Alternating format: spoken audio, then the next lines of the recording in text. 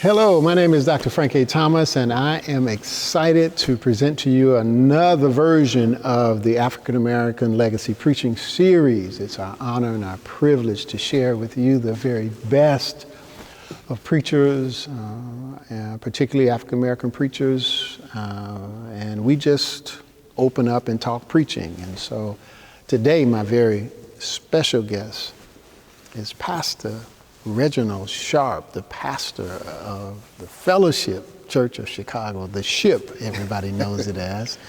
So we're just excited to have you here for this conversation, and thank you for being here. It's exciting to me to have you here. No, thank you. I'm really honored to be here. I'm grateful. Well, thank you. Let's get in it, because I know our viewers want to hear about you and hear from you. So tell me about your call.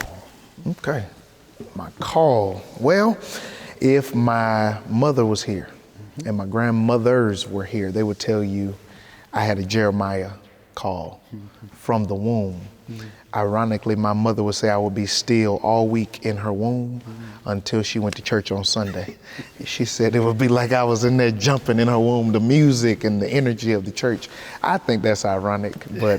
And then at the age of 2 and 3, I would come home and mimic my pastor. So I grew up in Decatur, Georgia, Lithonia, Georgia, and Decatur right next door to each other on the east side of Atlanta. So the Greater Travelers Rest Baptist Church is my home church. Reverend H.F. Shepherd had an afro, tall, about 6'3", 6'4". I wanted to be just like him. So some of my earlier clips of preaching, there's a fro because I wanted to be like Reverend Shepherd. But when I was 2 and 3 and 4 years old, I would come home and mimic everything I saw at church.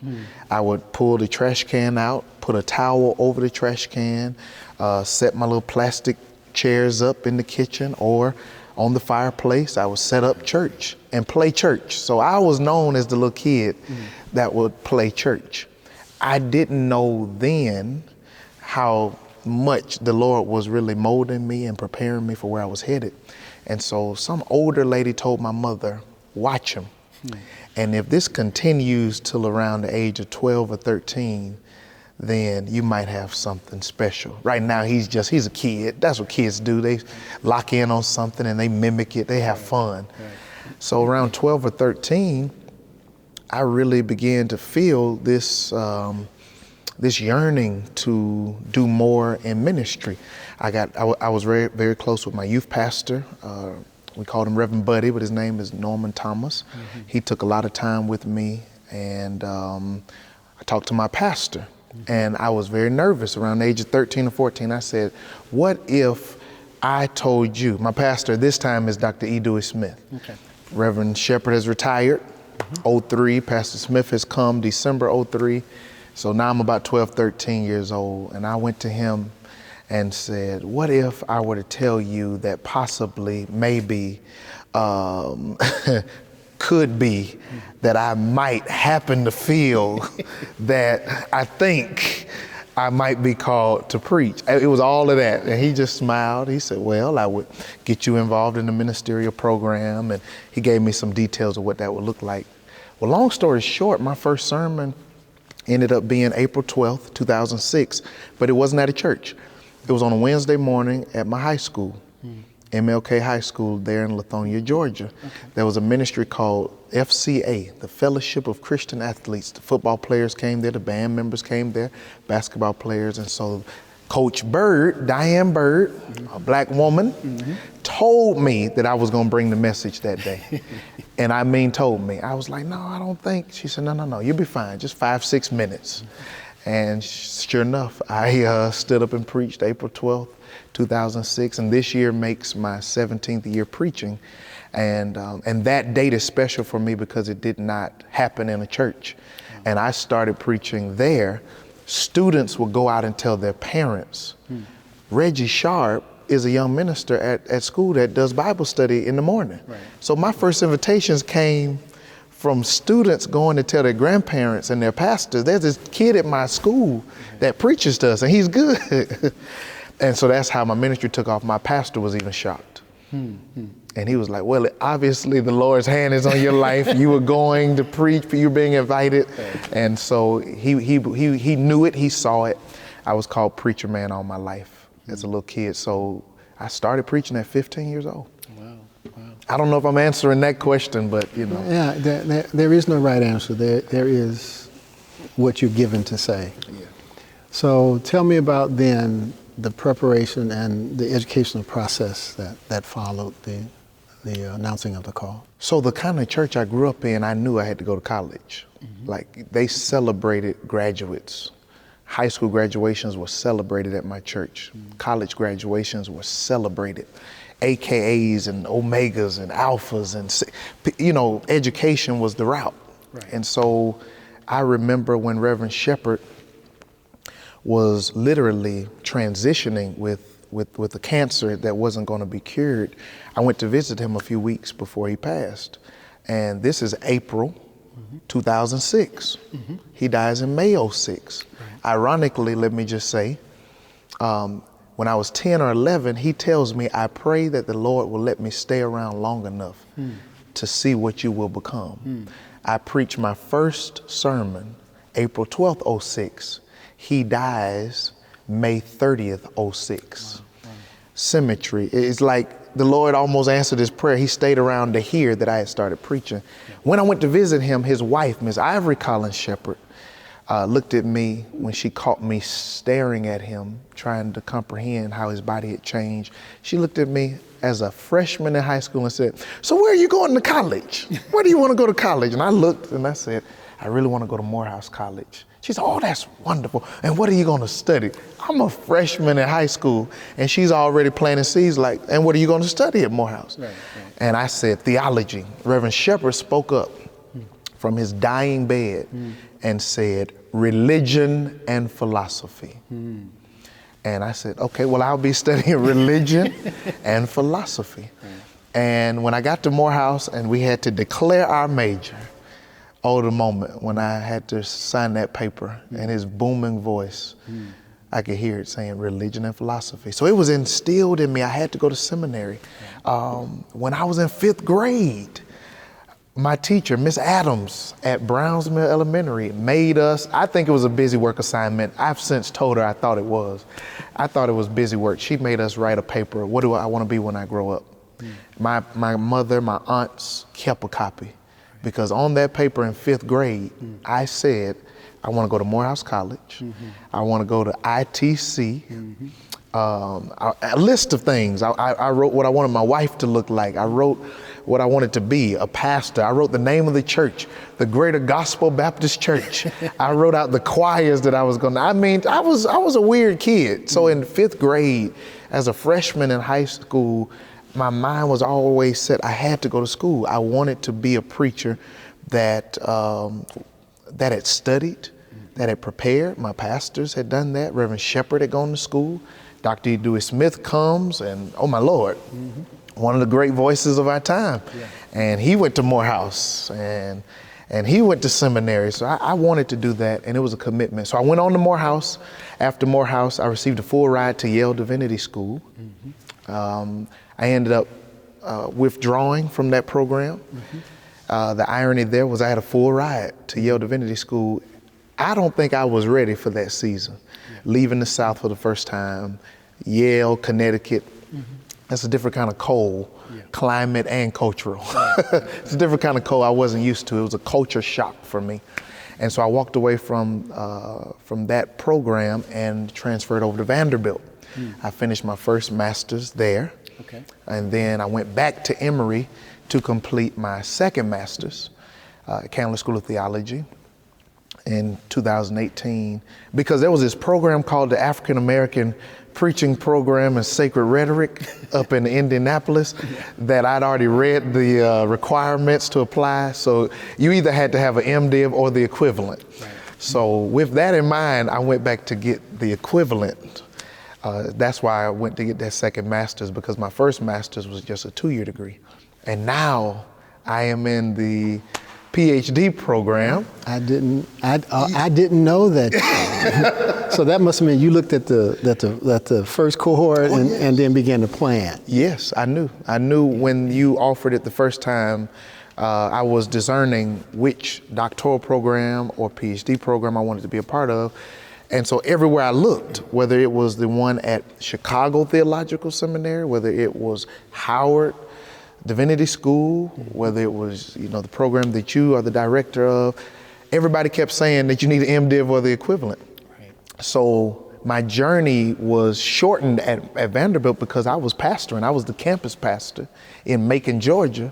My whole time that I was a student, really, 90% of the time I was a student at Vanderbilt Divinity School. So I was flying back every weekend. Right. And so I said, I can't do this and finish a 3-year degree. So I said, let me just get this MTS. Let me get this Master of Theological Studies degree. Right. It's shorter, and I can live, and I can survive this if I go on and make this a little shorter.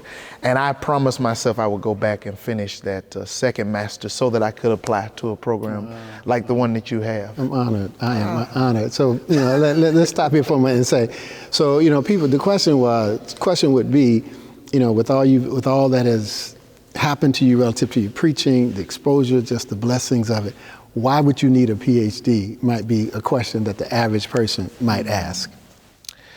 Well, the best way I can answer it is Pastor Darrell Hall came to my church for Holy Week. He was our 6 a.m. preacher Monday through Thursday. And one day he said, I just pray that your highest dream of ministry comes to pass because you've helped so many others achieve some of their highest dreams of ministry already.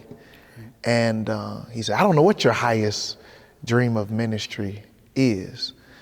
And I became emotional because when I thought about it, my highest dream of ministry is to prepare the generation behind me. If I can help preachers avoid some of the challenges that I've had as a younger preacher, the internal struggles, the feeling of being insufficient or inadequate. If I could just equip them internally, help the next generation find the internal equilibrium and the mental and the emotional stamina for what the weight of this call is, I would have achieved my highest goal of ministry. The PhD will help me do that. Right. It will open doors and allow my voice to be heard in spaces that otherwise I may be dismissed. Yeah. I could have settled. I could have said, I'm 32 on this day, and God has blessed me to sit in rooms that some people will never sit in. I've been able to preach on platforms and conferences that some preachers will never go to. And I'm just 32. Right. And I could be satisfied with that. Yeah. But I want to be academically prepared. I want to be mentally, emotionally, internally prepared to pour back into the next generation. So as much as I love preaching, it'll be shocking to people to know that I actually enjoy teaching more. That's right.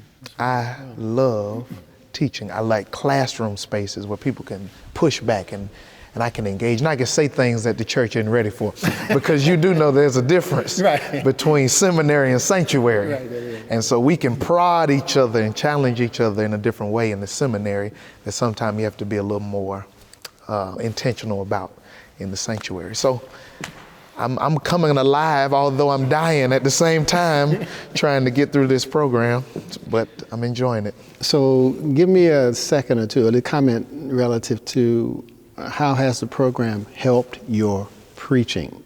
Because you've been preaching like you've been preaching before you enrolled in the program. So people say, well, how has it helped your preaching? It has affirmed my preaching. So a lot of what African-American preaching is, it's innate. It's not a lot of language to describe what's happening. So the program gave me the language to say, oh, that was a rhetorical move. Oh, that's why the house went up. It was that repetition. It was that litany. It was the usage of the same word over and over again that, people, something happened. There's a happening in preaching that sometimes you can't easily articulate. And so it affirmed me. And whereas I used to walk in predominantly white spaces, or like, for instance, I went to a Lutheran seminary for MLK Day, and the old sharp PhD program, would have walked in and said, well, let me, lower my voice and let me not be extra today and let me, just give them a little taste. Well, the program made me say, no, it's no need to turn off or turn on or turn down. You walk in the fullness of who you are. And there's brilliance in what we do. There is beauty in what we do. There is Holy Ghost in what we do. There is mastery in what we do, in the fullness of that. Even if I did start hooping, even if I did get a little loud and emotive and less restrained and less reserved, all of that is a part of the beauty of black preaching. Yes, it is. And what I don't like is when people try to subtly imply or suggest that our preaching is beneath other cultural styles of preaching, because that is more, didactical and that is more acceptable. No, I walk into the fullness of who I am now because of this program, my reading, my studying. The rhetoric side has actually been more helpful to me than even some of the homiletical side, because I've been able to ground myself and say, oh, that's why black preachers do this, and not just, oh, he got happy, or oh, they're loud, or oh, they're demonstrative. No, there's something happening here that I can articulate now. Right. So I'm grateful for the program. Well, thank you. We're grateful to have you. Tell me about preaching mentors. Well, the first preaching mentor that I would have to acknowledge is Dr. Edo Smith Jr.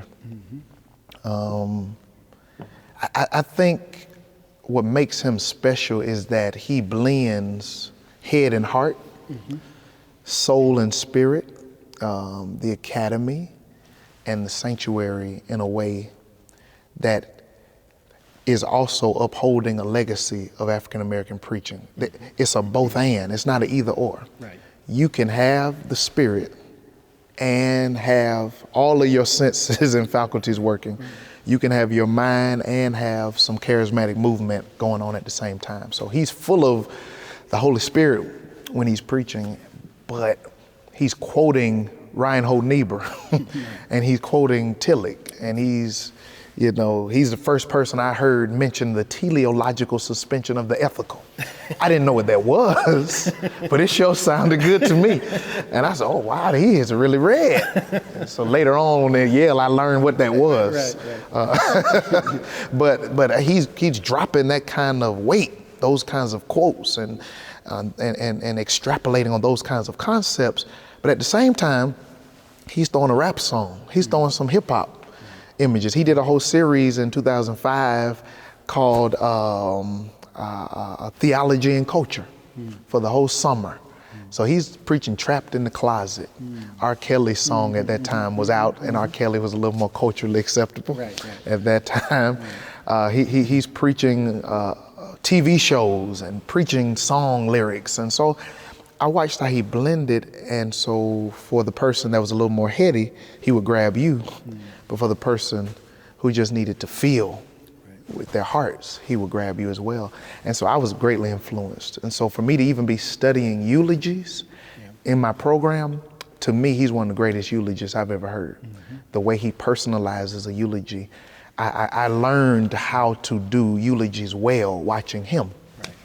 Another person that was never ordained to be a preacher is Ms. Ivory Collins Shepherd, my first lady, Reverend Sharpes' wife. He passed in 2006. She's still alive. And as a young preacher coming up in high school, young preacher coming up at Morehouse, her lessons of oratory greatly impacted how I showed up in the pulpit. She taught me stuff like this. When you get up there, she was the sweetest lady, intelligent, one of the first to graduate Gammon Theological, first black women to graduate Gammon Theological from ITC down in Atlanta in the 50s. I don't know if you're familiar with Bishop Cornelius Henderson. I think he's a UMC bishop, black guy. Well, that was her classmate. There are buildings named after him down at Clark, Atlanta. So she taught me, when you walk to the pulpit, smile and let them know you're glad. to be there.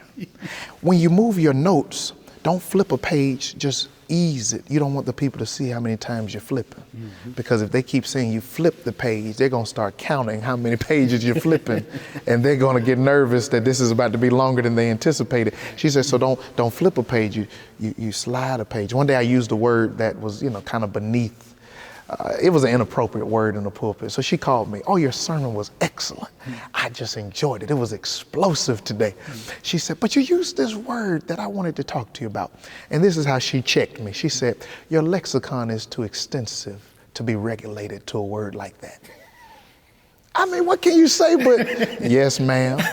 And she said, and not only that, there are people old enough in this congregation to be your grandmothers and great grandmothers. And they may not understand such a polished young man using a word of that magnitude. Right. She checked me. Right. And so literally my oratorical skills were shapen by her. She taught me what a litany was. She would do a run. She would help me with some of my speeches. You're walking in the authenticity of Reverend Jesse Jackson. You're walking into the beauty of Rosa Parks. You're walking into the brilliance of Dada. She was doing that, helping me write speeches and prepare sermons. I would call her. And I don't think she was never ordained, but God knows God used her to help me with some of my oratorical practices that I still use and teach to this day. So it's amazing that some of my influences weren't even preachers. Another influence has been Reverend Jerry Black down in Decatur, Georgia, Beulah Baptist Church. I grew up watching him. You don't get more illustrative or demonstrative in the pulpit than Reverend Jerry Black. He preaches with his whole body. I mean, he's the preacher, some of you that may be listening have heard of A Trip to Job's House, where he takes you through a narrative journey of what it was like to go visit Job's house when he was sick. So he has you driving down the road, shows you when the sign of Uz is, the sign for Uz, the exit for Uz is up ahead. And he's giving you instructions, turn right and go due east. And you drive this many miles, and when you get there, grab a handkerchief, because the odor of his illness is gonna meet you. And he said, and it may make you repulse. He said it may be repulsive. You may begin to gag a little because the smell from the boils, you haven't even gotten in the house yet. But he is showing you, he's doing the best of black preaching. And so he paints the picture of what it was to go to Job's house. And that's just one sermon, but Pastor Jerry Black not only is a masterful narrative preacher who is able to paint the picture, but just his embodiment, I just love it. He wears a robe every Sunday he's preaching mostly. And he's gonna show you. If Peter's walking on the water, he's about to show you in the pulpit what it literally looks like.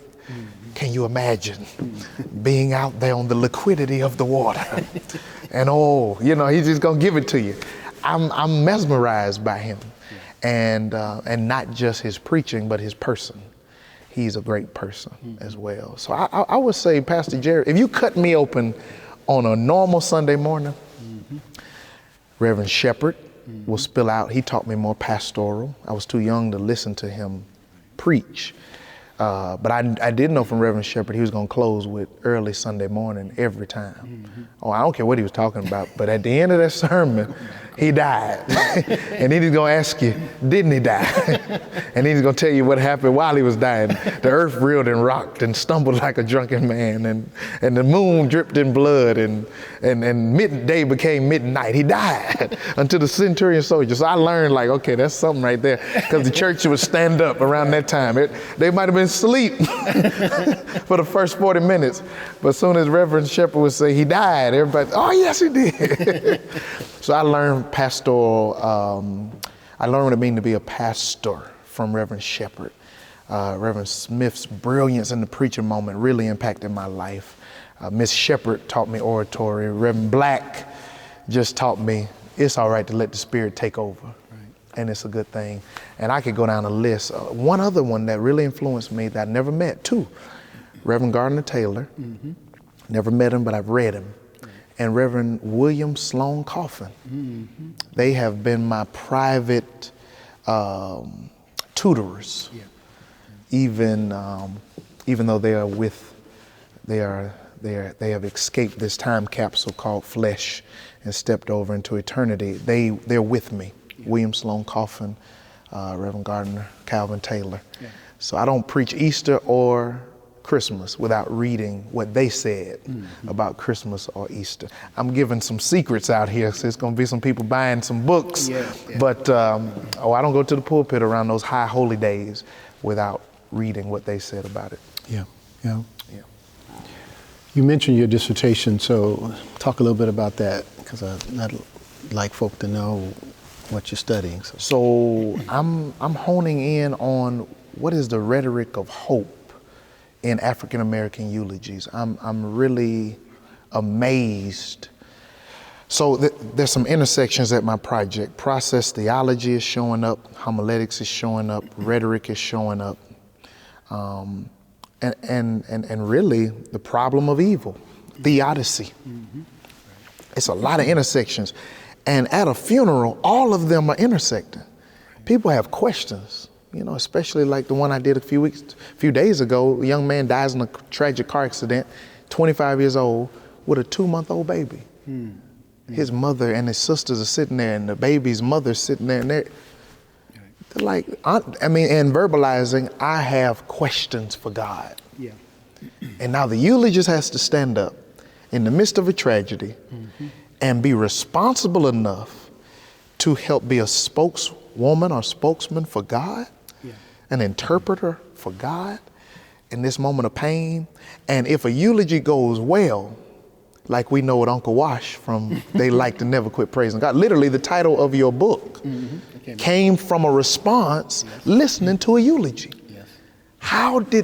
What happened in that moment that a church at a death like that, they like to never quit praising God? I want to study what happened and what happens in eulogies that lead people to a point of hope, a point of praise, a point of being able to find the will to live past these very, devastating tragedies. And so that's what I'm studying, and we're gonna see how it goes. I'm in it. I'm in the thick of it, and every week. So the beauty of this kind of project is every week it happens. Right.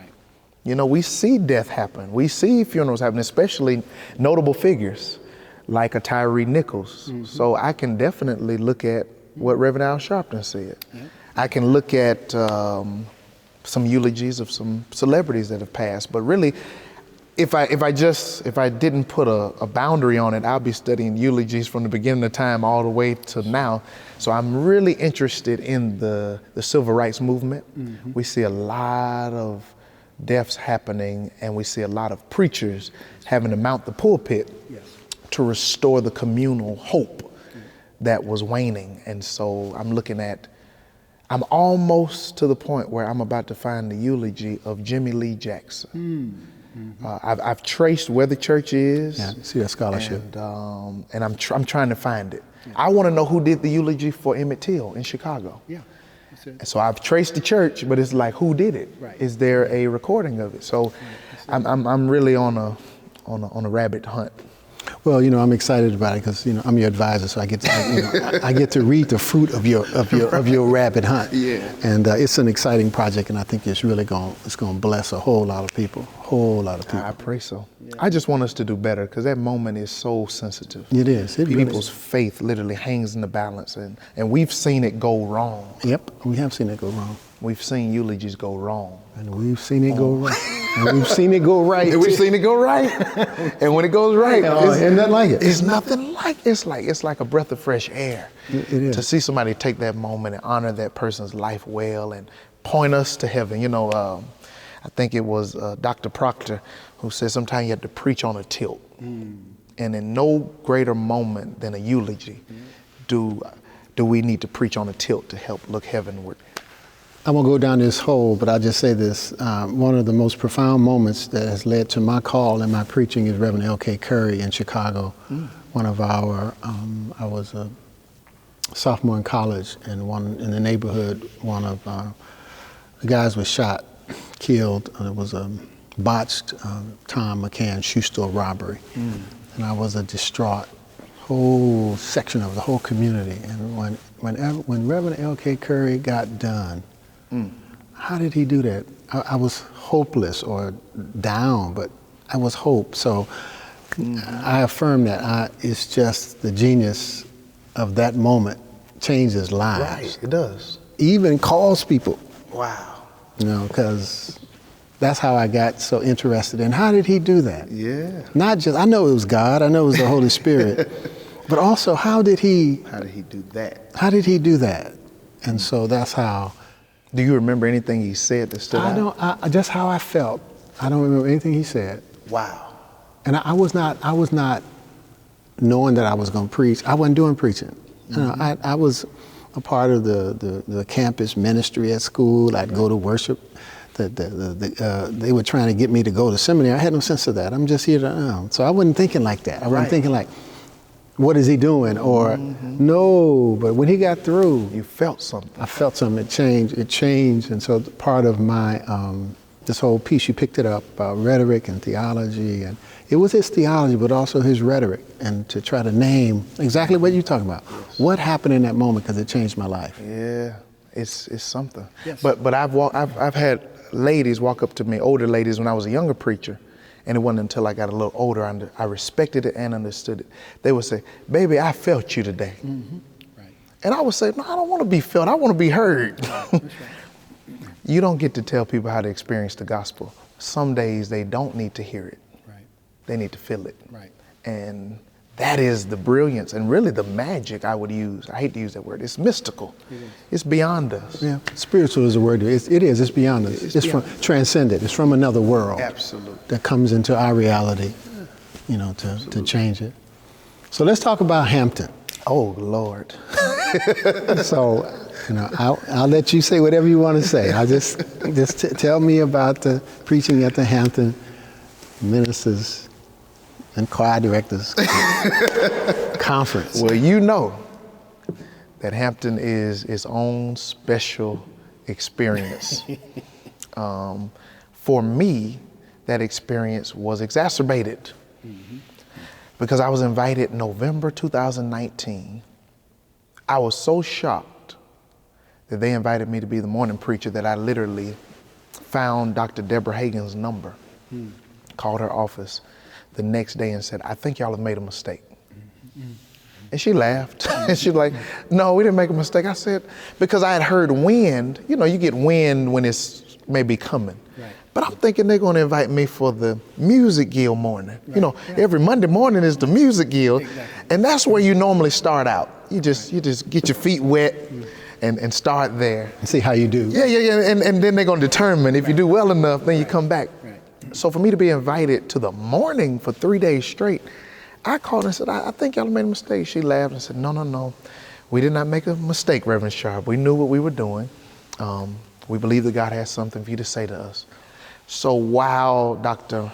Marcus Cosby and I were on to be the 2020 Hampton preachers, we decided to start praying together every Monday night around 9 or 10 o'clock.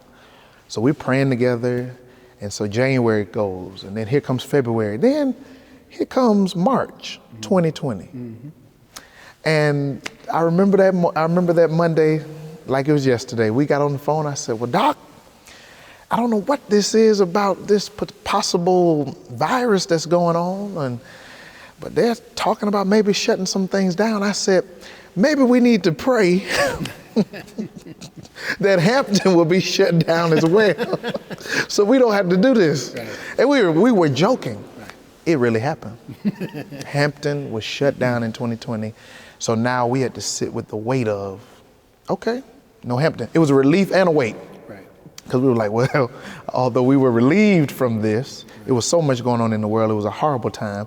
Then 2021 comes, no, they're not going to do it. They're going to play some old clips from the years past, 2021. And then here comes 2022. Oh, we're having it, but it will be limited. So only 1,500 people can be there. And so we're having it. Well, I had now carried this weight for 2 years.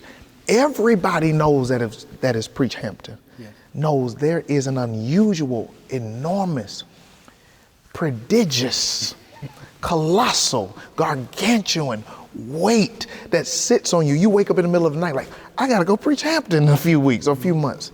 So imagine that weight being on us for 2 years. So it was heavier. I finally get there, I'm like, Lord, give me energy, give me strength, help my mind. I'm in a PhD program now. I'm pastoring a church, trying to get them through, transitioning back into the building. It was just a lot going on. My grandfather dies May 23rd. Hampton is coming in 2 weeks. The week of his funeral, I get COVID.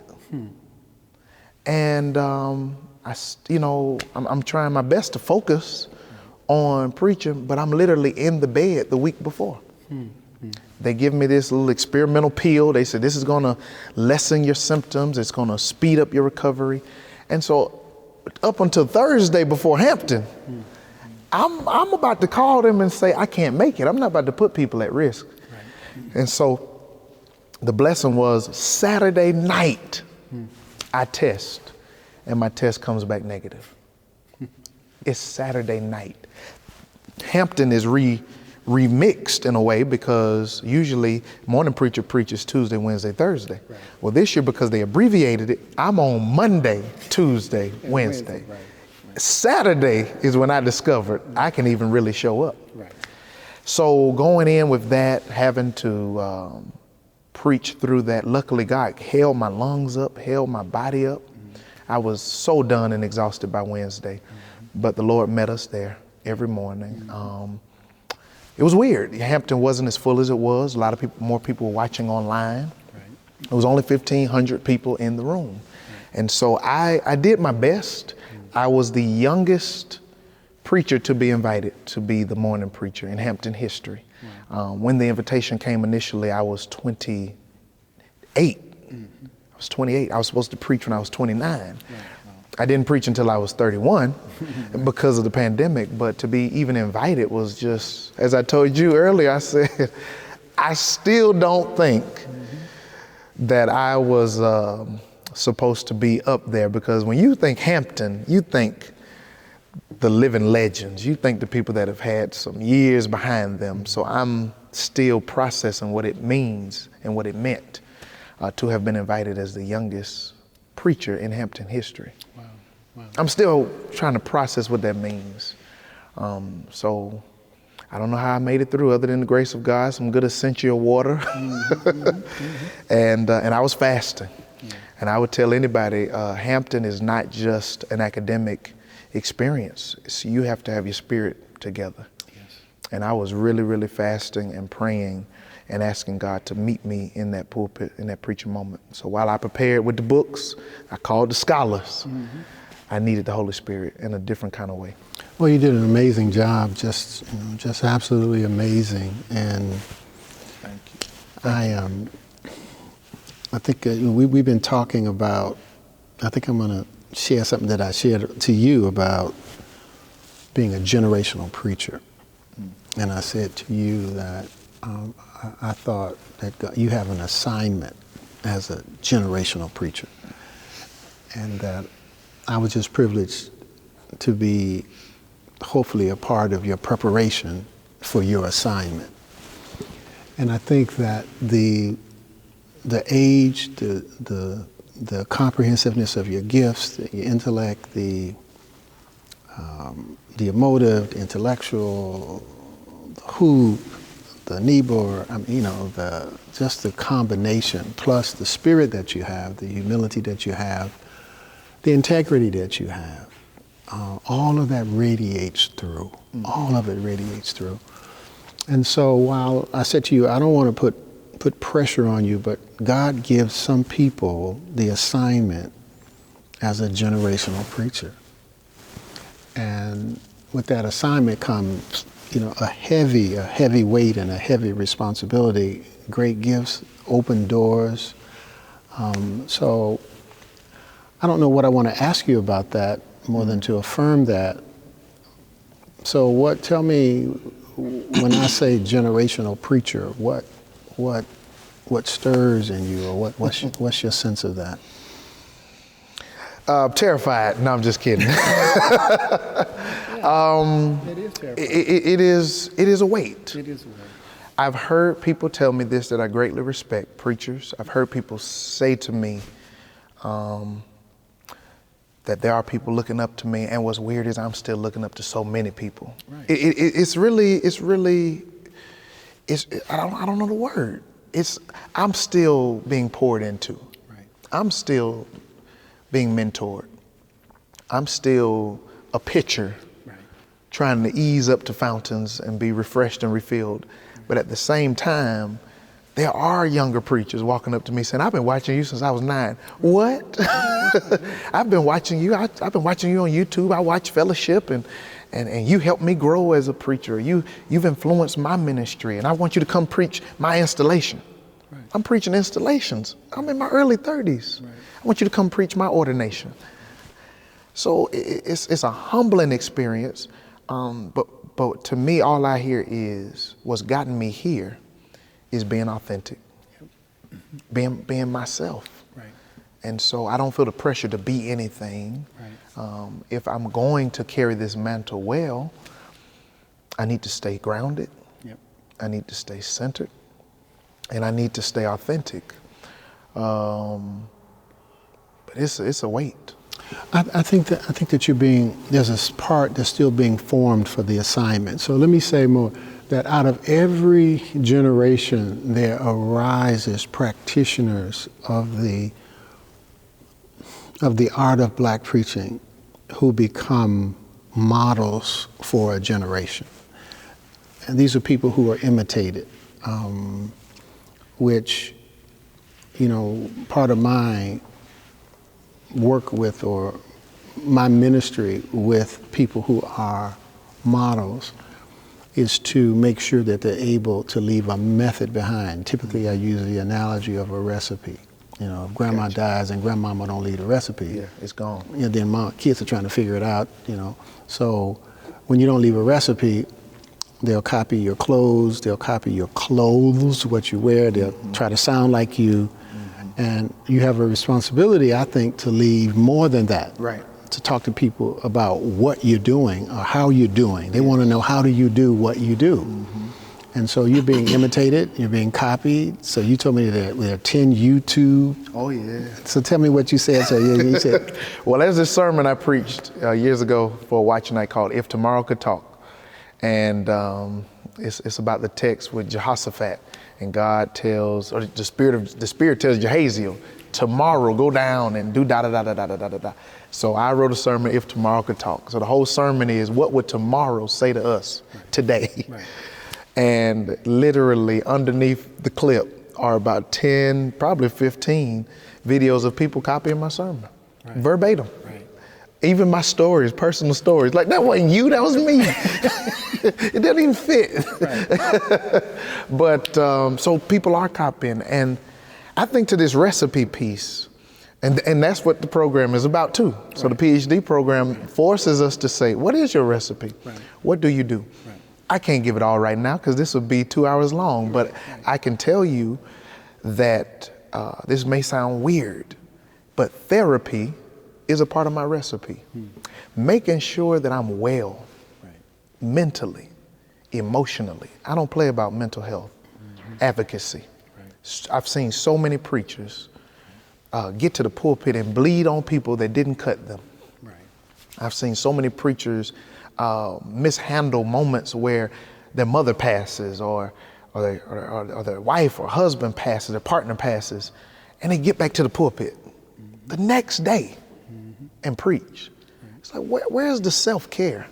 So there's this commitment to self-care that I have. Simplicity is one of my secrets. I believe Dr. Claiborne Lee said there's profundity in simplicity. Right. So one of my preaching secrets is that I don't have to wow you with long quotes. And I don't have to bring you the whole ocean for you to still benefit from the ingredients of what's in the water of the ocean. Right. So I may bring you a cup full, but be very clear where it came from is deep. Right. I may not be able to bring you the whole depth of where I just came from, but I believe if I give it to you in sizable portions, reasonable portions, you'll be able to take it. Because my goal is not to be impressive, it's to be impactful. And so even my classmate, my sister, Dr. Dominique Robinson, who wrote about the, this using technology in the preaching moment, the I homiletic. One of the pieces is even with Twitter, you have to say it within so many characters. If we're going to be relevant in the next generation, our preaching has to be shorter, has to be more succinct, has to be more organized, has to be more intentional. We have to have brevity as one of the hallmarks of all of our preaching, because people's attention spans literally can't take it. And so one of my secrets is simplicity. Another one is organization. Another one is, I think I told you about the grandma nem flavor. I want everybody to be able to benefit, from the 90-year-old at my church to the teenager. I'm going to have examples, references that are cross-generational, transgenerational in my preaching. And that's why older folks would pack out youth revivals when I used to do them. And the old folk walk up and I'm like, I'm not preaching to you. I came for the youth. I'm here to talk to the youth. But literally their grandmothers and their grandfathers and their parents would pack out youth revivals because they want to hear. Because I wasn't just using references for them. I was also quoting stuff my grandmother would have been able to relate to. And so this transgenerational intentionality in my preaching, I think is something that I think would benefit the next generation as well. And I'm not saying this like I've gotten it together, because I am very much a student and will forever be a student of preaching.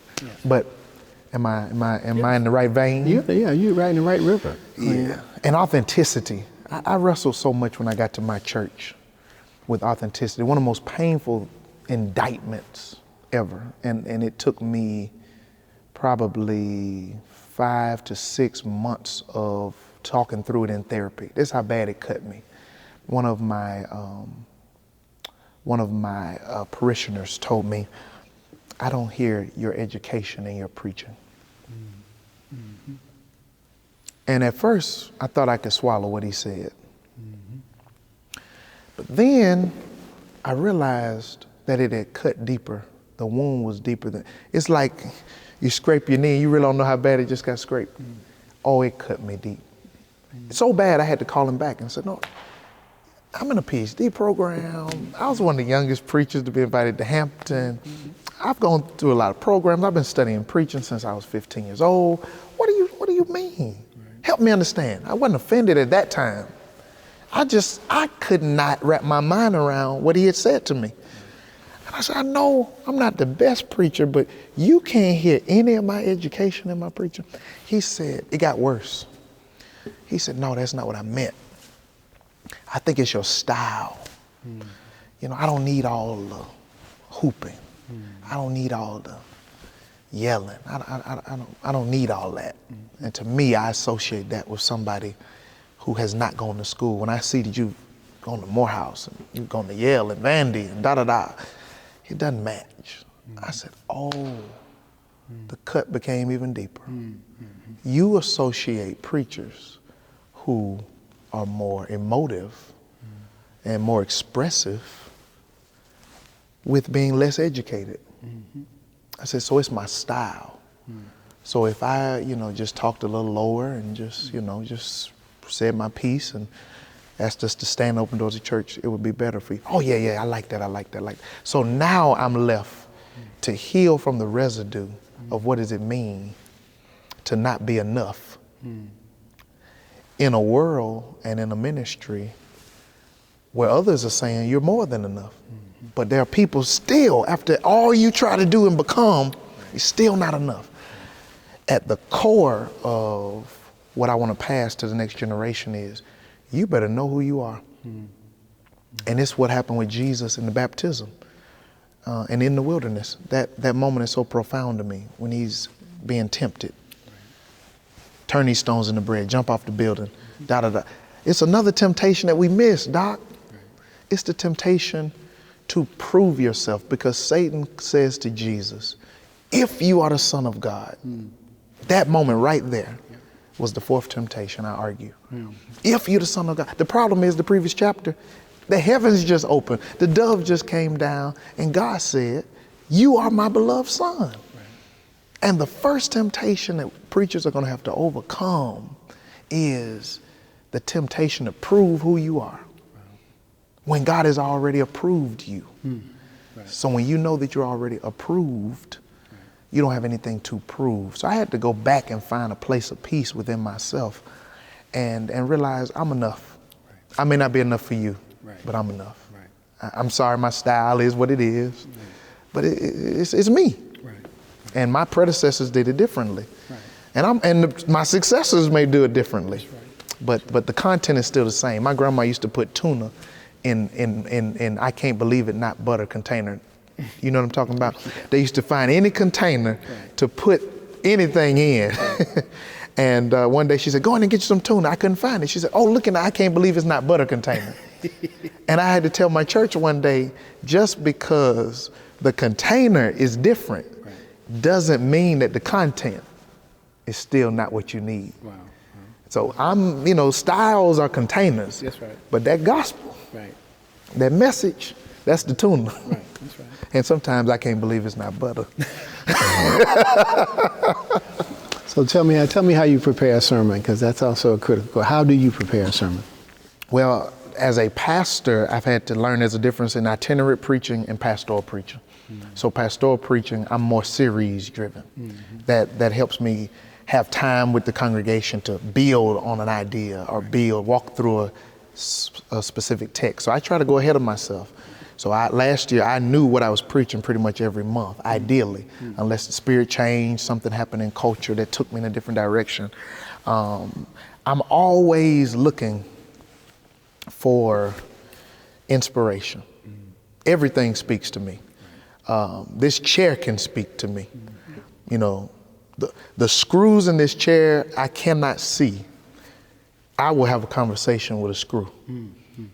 And the screw will say to me, it's always the stuff you can't see that's holding it together. Right. Isn't that how life is? Yeah. Some you can't see holding you together. So I'm always looking for inspiration from a simple chair. It could be a bottle of ketchup. Mm-hmm. And it says shake well before you. Sometimes in life, we have to be shaken so that the fullness and the efficacy of who we are rises to the top and to the best. So, I'm looking for inspiration even through culture. Things that happen on the news and things that happen in our government, tragedies. I'm always looking for, where is God in this? Or is this an illustration to help point us to God? Or is God in the middle of this speaking to us? So I'm always watching everything. I mean, literally, my friends will tell you, I could be in the middle of an amusement park and I'll be in line. I said, boy, that'll preach. Sharpe, please, do you ever turn it off? I'm like, no, not really. It's always on. I'm always looking. And the best investment that I've made in my life in ministry, preaching ministry, is investing in my library. So when I was at Morehouse, I don't know how I learned this quote from Dr. Sandy F. Ray, but Dr. Ray used to say, every preacher needs a sermon garden, and every preacher needs a sermon gallery. So a lot of my preparation deals with that. The sermon garden that's your own personal notebook. Write those ideas down. I put them in my phone. It could be a quote. It could be an idea. It could be a text. Write it down, because there's no greater pain than having a great idea that you cannot remember. That's right. That's your garden. And you know better than I know some stuff you don't use till years later. Right. But at least you can go back and say, where is that? Yeah. What's that text I needed? And your devotional life is so important. So garden deals with ideas. Garden deals with brainstorming. Garden deals with prayer life, devotional life. My devotional life has been key because you cannot withdraw from a bank account that you've not made deposits in. That's right. And so I don't like preaching in that scarce season. We all go through it, where it's like you just trying to make up stuff. I'm just trying to find a text to get through Sunday. But it feels so much better when you're preaching from an overflow. Right. And that garden, that sermon garden in this devotional life, notes, gallery, the books you invest in. Right. That's your library. And so I've been blessed to talk to some great preachers and ask them, which commentary set do you use? Dr. Teresa Fry Brown helped me out. Dr. Philip Pointer has helped me out. my classes have helped me out to invest in the right books. So when I sit down, I'm sitting down with a room full of people, right, even if I'm in the room by myself. Right. And Dr. Fry Brown was my first homiletics professor, and she taught us, don't go to the commentary before you sit down with your own imagination. That's right. So I always sit down with my own thoughts, empty what I see, even try to get an outline, try to get some organization, use my imagination. But I'm not gonna get to that pulpit before I bring some other voices in just to see, is this making sense? Am I in the right place? And then the ideas you get from there, that you're not that you're trying to steal them, it just bolsters and fortifies what your imagination had already told you. Do you write a manuscript? I try to do both. I don't want to be stuck in one way. Years ago, I committed to being able to do both. So a few weeks ago, we were preaching together, 7 Last Words. Mm-hmm. That was a manuscript written from beginning to end. Right. A couple times I looked up and just spoke extemporaneously, but that was a manuscript. If you had seen me on that Sunday morning, you would have said, nah, is this the same person? Mm-hmm. It was an outline. Right. And I just preached from that outline. But I want to be able to be ambidextrous, right, if that's the word. I want to be able to do more than one thing. Hampton may require a manuscript. Right. Youth revivals, church anniversaries may require just an outline, or preaching without notes. Right. So sometimes I'm without any notes, right, sometimes I'm with an outline, sometimes I've written either the close or I've just written the intro, right, or sometimes I've written it all. Right. But I want to be able to do it all so I don't get stuck in one way. So first, you've been very generous with your time, and I'm deeply appreciative. But as we take our turn for our close, I want to do what they used to say in the old church when they used to say, our preacher for the evening is Pastor Reginald Sharpe, and he's going to come in his own way. His own way. So I want you to, whatever you, in your own way, whatever you'd like to say in your own way. I just want to, I really want to make sure that the preachers listening to me understand how important it is to take care of their mental health. Okay. I have journeyed with depression, and when this program started, I don't know if you remember, but there were 3 days I missed of orientation because I was sick. I was dizzy. It wasn't until at the end of last year that I figured out what happened to me at the end of 2019. That was anxiety. Right. I was becoming a new pastor of fellowship. I was starting this program. Reverend Clay Evans had just died the week before our orientation. I had just learned they were going to put me on program because they need to hear the new future pastor. Right. Pastor Jenkins, my pastor emeritus, my predecessor, was retiring in 2 weeks, and my head was about to explode.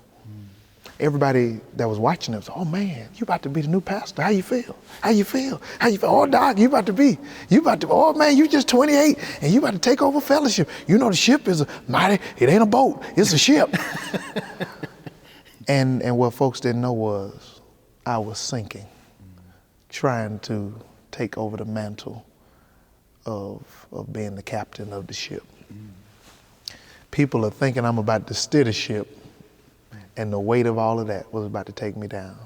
Starting this program, Reverend Evans passing, the founder dies, the previous pastor's retiring, and you about to be in a PhD program with Dr. Frank Thomas. He's gonna get you. He's gonna expose everything that ain't supposed to be there. It was so much, and I didn't realize I was dizzy for 3 straight days. Went to the urgent care. Yeah. Nobody could stop it. Yeah. I was forced to lay down.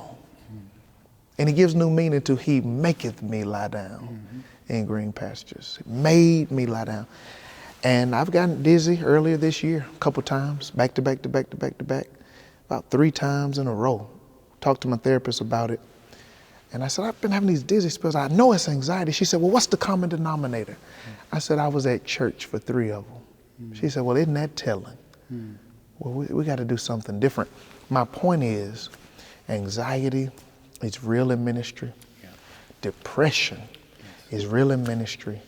And you have to get up to the pulpit and preach about hope, and preach about strength, and preach about the intangible truths of the gospel, even in seasons where you don't feel none of it. Yeah.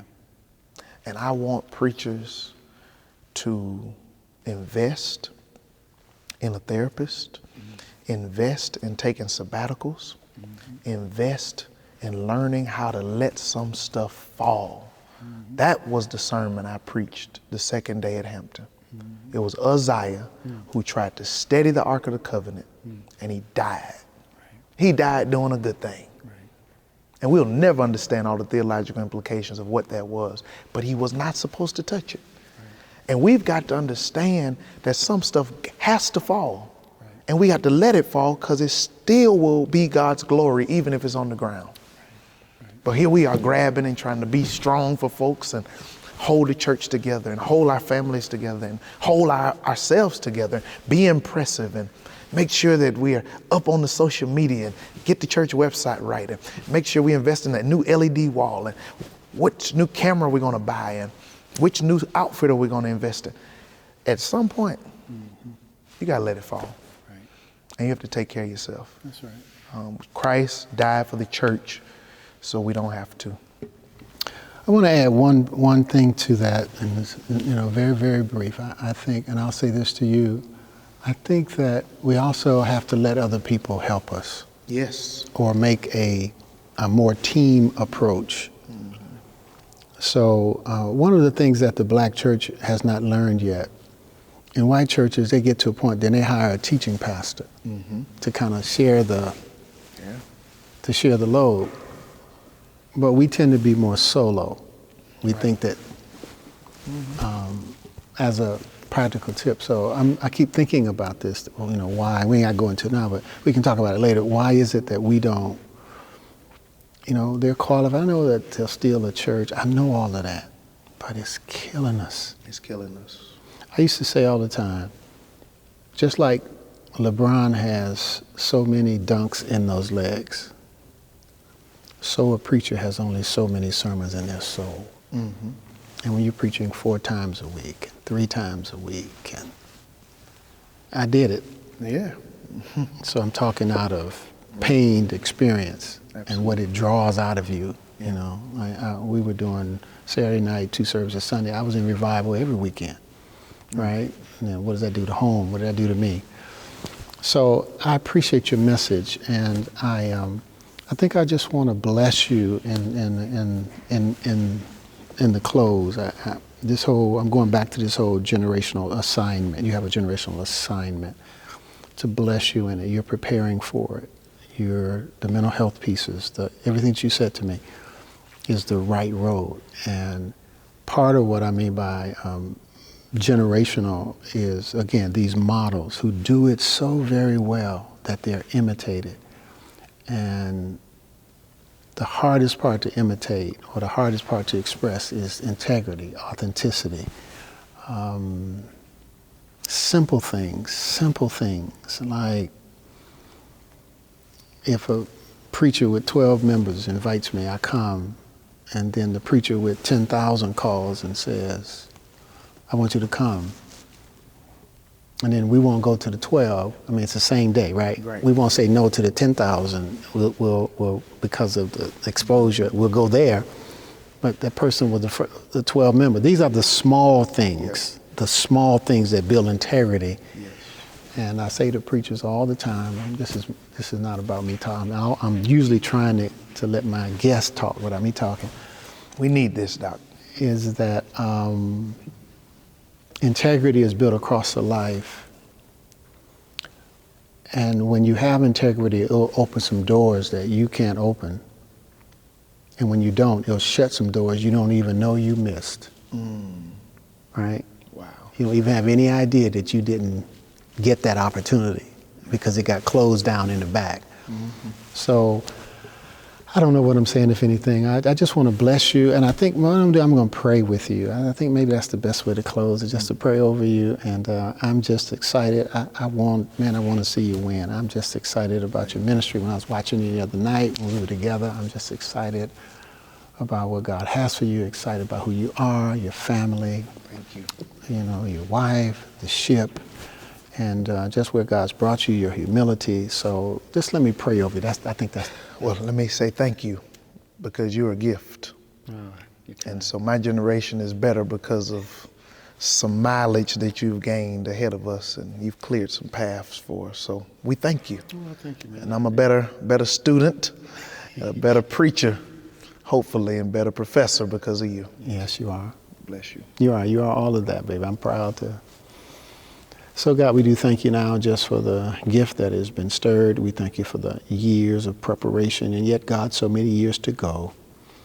God, I ask you to bless Reggie Sharpe, bless everything his hand touches, bless his family, bless his wife, God. Bless the desires of his heart, and I know, God, that what you have is bigger than what I can see and what he can see and what anybody can see. You have a plan before the world was ordained. We bless him. We receive him. We anoint him. We listen to him. We love him. We teach him. He teaches us. He teaches me. I teach him. We thank you for relationship. Yes. We thank you for the years. Thank you for all the people that were not mentioned but had such a role. Yes. Thank you for all the preachers that will be influenced. God, we do it all to your glory. That the beauty, that the depth, that the power, the imagination, the history of African American preaching would generate a preaching renaissance in this nation. Yes. To revive American Christianity in the 21st century. God, this is one of your generals in the revival. We thank you for him. In Jesus' name, amen. Amen. Amen. I love you. I love you too, baby. Thank you.